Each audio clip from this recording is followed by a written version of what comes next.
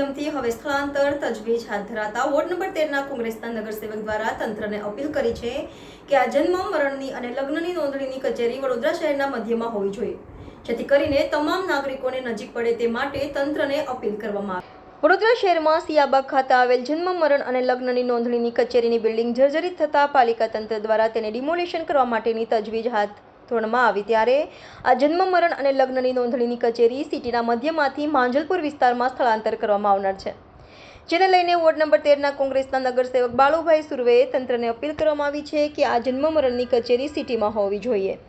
જેથી કરીને તમામ લોકોનું આ કચેરી નજીક પડે અને જો આ કચેરી છેવાડે લઈ જવામાં આવશે તો તમામ નાગરિકોને ઘણી મુશ્કેલીઓનો સામનો કરવો પડશે।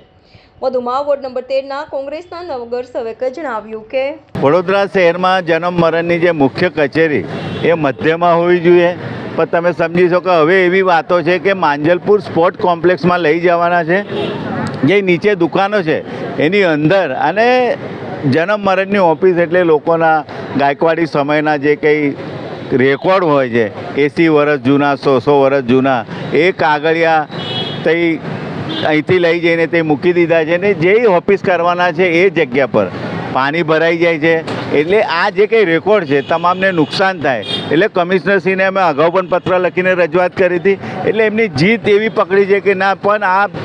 રેકોર્ડને જે નુકસાન થાય, લોકોના દાખલાઓ પાણીમાં બગડી જાય, ખરાબ થઈ જાય તો લોકોને રેકોર્ડ જોતો હોય તો એમને મળે નહીં,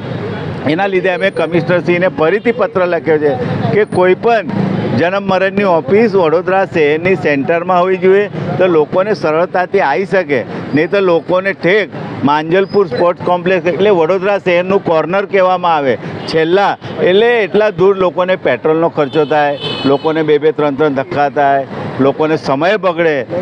એટલે લોકો આપણે કોર્પોરેશન શાના લીધે હોય કે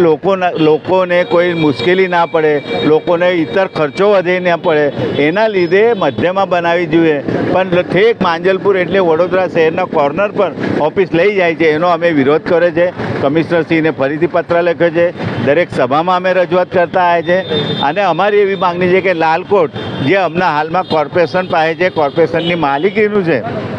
તો લાલકોટની અંદર કરવામાં આવે તો વાઘોડિયા રોડવાળા હોય, હરણીવાળા હોય, છાનીથી આવવાવાળા લોકોને સેન્ટરમાં પડે, એટલે અમે માગણી કરી છે, અને અમારી માગણી ધ્યાન પર નહીં લેવામાં આવે તો ગાંધી ચિંધ્યા માર્ગે આંદોલન કરવામાં આવશે।